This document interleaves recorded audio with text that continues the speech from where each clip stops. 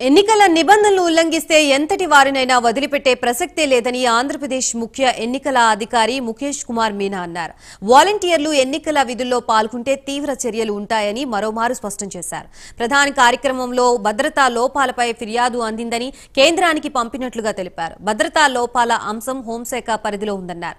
రాష్ట్రంలో 144 సెక్షన్ అమలవుతోందని ఎలాంటి కార్యక్రమం అయినా అనుమతులు తీసుకోవాల్సిందేనని పేర్కొన్నారు. వాలంటీర్ రిజైన్ చేసిన తర్వాత వారి ఇష్టం, ఇందులో వారిని మనం ఏమీ చేయలేమని ముఖేష్ కుమార్ మీనా తెలిపారు.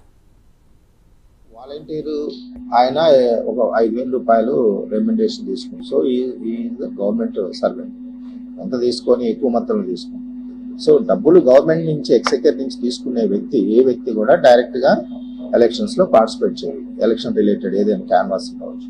ఇప్పుడు ఆయన రిజైన్ చేశాడు, నాకు ఈ పోస్ట్ వద్దని వెళ్ళిపోయాడు. వద్దన్న తర్వాత ఆయన ఫ్రీ పర్సన్ కదా, ఆయన ఈ కెన్ పార్టిసిపేట్. దానికి రిస్ట్రిక్షన్స్ ఏంటి ఇప్పుడు పెట్టలేము.